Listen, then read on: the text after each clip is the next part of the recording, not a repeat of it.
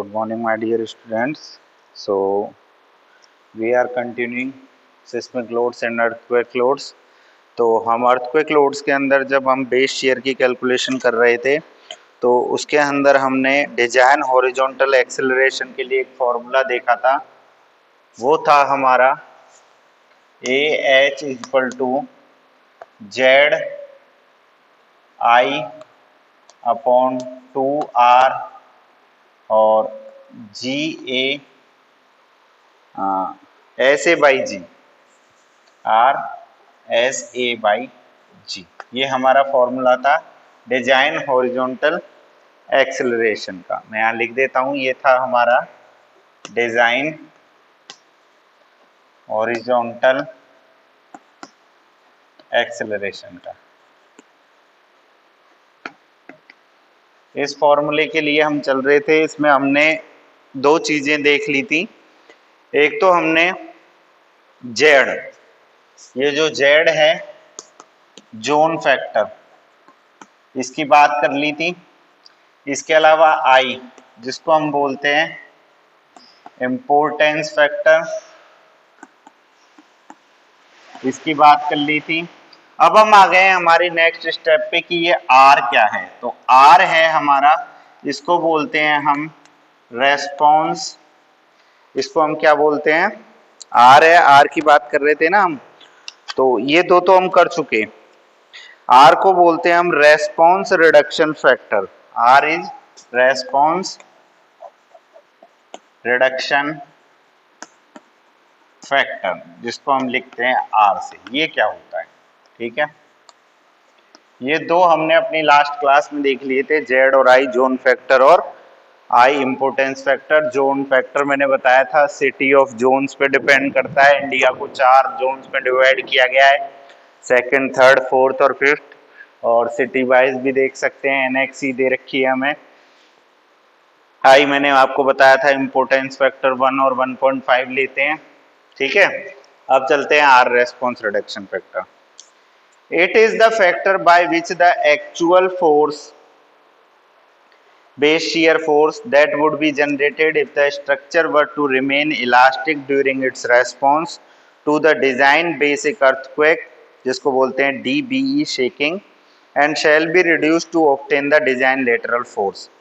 Response reduction factor depending on the perceived seismic damage performance of the structure characterized by ductile or brittle deformation. ठीक है, the ratio I R shall not be greater than 1.0। ये आई upon are का जो ratio है, मैं इसको वापस से लिख देता हूँ, थोड़ा थ्योरेटिकल है, आपको डेफिनेशन इसकी याद होना चाहिए।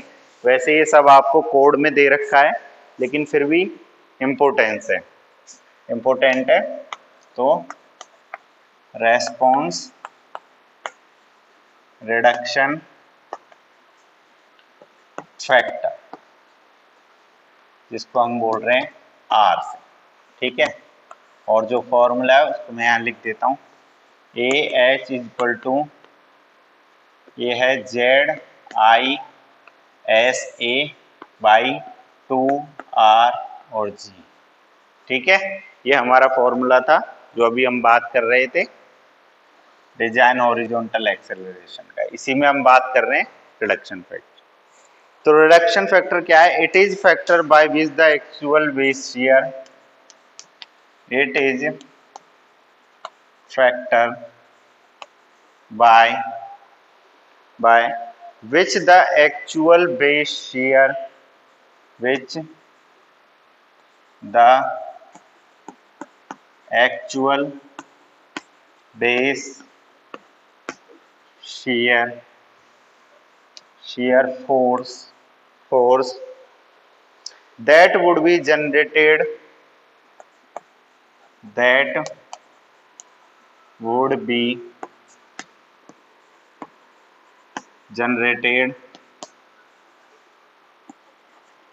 if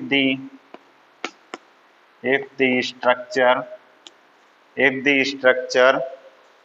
were to remain elastic during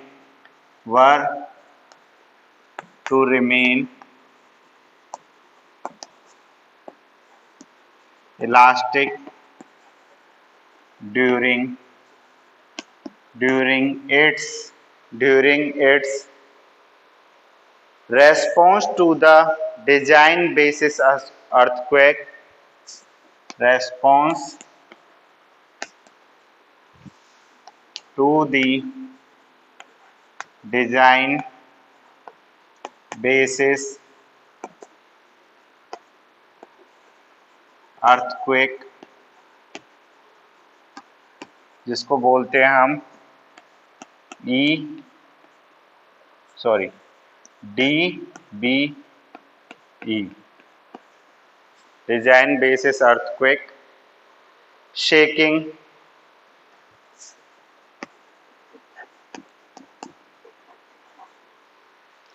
shall be reduced to obtain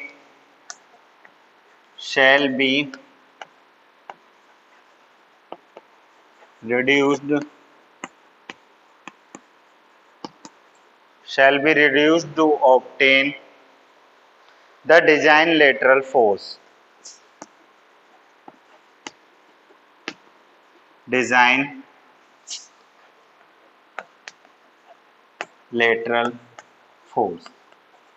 so it is our response reduction factor. Response reduction factor होता क्या है? देखिए सबसे इंपॉर्टेंट ये है, क्या होता है कि actual it is force by which actual base shear force है ये जो जनरेटेड होता है स्ट्रक्चर में, इलास्टिक हिंज में रिमेन रहता है response to the design basis earthquake DBE, ठीक है। दूसरी चीज response reduction factor depending on, response reduction factor है वो डिपेंड्स करता है किस पर? On the perceived seismic damage performance, की जो हमारा स्ट्रक्चर है उसकी डैमेज परफॉर्मेंस कैसी है सिस्मिक के रिलेवेंट, और वो कैरेक्टराइज्ड होता है बाय डक्टाइल और ब्रिटल डिफॉर्मेशन, कि डक्टाइल डिफॉर्मेशन है या ब्रिटल डिफॉर्मेशन है। और दूसरी चीज इसमें इंपॉर्टेंट है कि हम इसके लिए कोड में IS 1893 2002 पार्ट 1 जो हम देखते हैं टेबल नंबर 7 दे रखी है, और ये I/R का जो रेशो है, ये जो हमारा I इम्पोर्टेंस फैक्टर और रेस्पॉन्स रिडक्शन फैक्टर है, I/R का जो रेशो है ये 1 से ज्यादा नहीं होना चाहिए किसी भी केस में। I/R का रेशो किसी भी केस में shall be not greater than 1 से ज्यादा इसकी वैल्यू नहीं होनी चाहिए। अब टेबल 7 हमें किस तरीके से दे रखी है हम उसकी बात करते हैं। और lateral it is determined by the types of lateral load resisting elements use, ये डिटरमाइंड होता है type of lateral load resisting systems के लिए। अब मैं आपको एक टेबल के जरिए बताता हूं कि हम क्या वैल्यू पुट करते हैं रेस्पॉन्स रिडक्शन फैक्टर की। चलिए तो हम उस टेबल की भी बात करते हैं जो हमें कोड में दे रखी है। हमें कोड में गिवन है टेबल नंबर 7 IS 1893 2002, और ये है पार्ट 1 आपका, ठीक है। इसके अंदर टेबल नंबर 7 है, वो किस तरीके से है? वो है बिल्डिंग फ्रेम सिस्टम्स, यहां पर है आपका बिल्डिंग फ्रेम सिस्टम्स, और यहां पर है R की वैल्यू, ठीक है। तो सबसे पहला है ordinary reinforce concrete movement resisting frame, ordinary RC movement resisting frames. First है ordinary RC movement resisting frames. इसके लिए जो हम R की वैल्यू लेते हैं वो हम लेते हैं कितनी? 3.0। दूसरा हम बात करते हैं किसकी? दूसरा है special RC movement resisting force frames, special RC moment resisting frames. इसके लिए जो हम वैल्यू लेते हैं वो लेते हैं 5.0। इसको हम शॉर्ट में ORMF भी बोलते हैं। इसको हम शॉर्ट में बोलते हैं ORMF, ORMF। और इसको बोलते हैं SRMF, SRMF।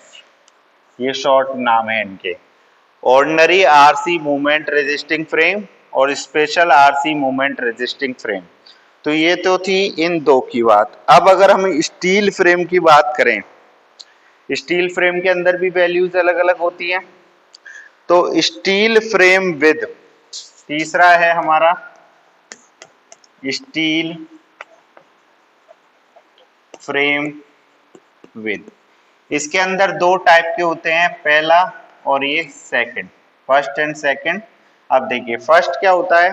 फर्स्ट होता है जब कॉन्सेंट्रिक ब्रेसेस हो, जब कॉन्सेंट्रिक ब्रेसेस हो।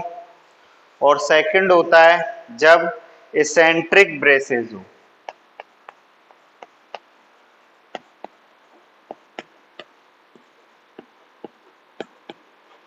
इनके लिए भी अलग अलग वैल्यू है। तो जब कॉन्सेंट्रिक हो तब तो हम लेते हैं वैल्यू कितनी, 4.0। और जब इसेंट्रिक हो तब हम लेते हैं 5.0। तो ये था हमारा response reduction factor. Response reduction factor के अंदर मैंने आपको बताया कि रेस्पॉन्स रिडक्शन फैक्टर में सबसे पहले तो आपको क्या, इसकी डेफिनेशन, दूसरी चीज जो आई इम्पोर्टेंस फैक्टर और रिडक्शन फैक्टर है उसका रेशो किसी भी केस में 1 से ज्यादा नहीं होना चाहिए।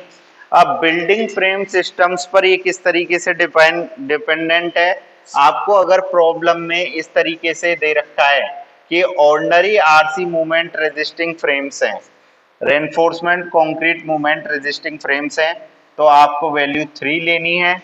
अगर special RC movement resisting frames हैं तो आपको 5 लेनी है। और अगर बात हो रही है स्टील फ्रेम्स की, तो स्टील फ्रेम्स में दो तरीके की लोडिंग के लिए ब्रेसेस लगाते हैं, कंसेंट्रिक और इसेंट्रिक। अगर कंसेंट्रिक के लिए बात हो रही है तो 4.0 और इसेंट्रिक के लिए बात हो रही है तो 5.0। तो ये था हमारा रेस्पॉन्स रिडक्शन फैक्टर।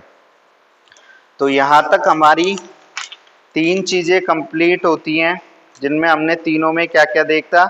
एक तो हमने जोन फैक्टर कंप्लीट किया, जोन फैक्टर के अंदर सिटी वाइज देखा। उसके बाद हमने इम्पोर्टेंस फैक्टर देखा, इम्पोर्टेंस फैक्टर के लिए हमने टेबल देखी थी बिल्डिंग्स के टाइप्स के अकॉर्डिंग।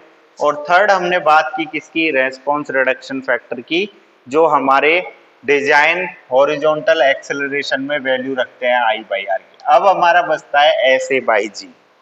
SA/G हमारा क्या होता है, SA/G हमारा होता है एवरेज रेस्पॉन्स एक्सेलरेशन कोफिशिएंट। क्या होता है, एवरेज रेस्पॉन्स एक्सेलरेशन कोफिशिएंट, जिसकी बात हम अपने नेक्स्ट लेक्चर में करेंगे।